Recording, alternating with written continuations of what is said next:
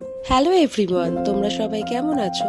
কয়েকদিন ধরে শরীরটা এতটা খারাপ থাকায় ঠিকঠাকভাবে ভিডিওগুলো আমি পোস্ট করতে পারছিলাম না। তো ভাবলাম সামনেই তো ক্রিসমাস, তাই সেই রকম কিছু বানানো যাক।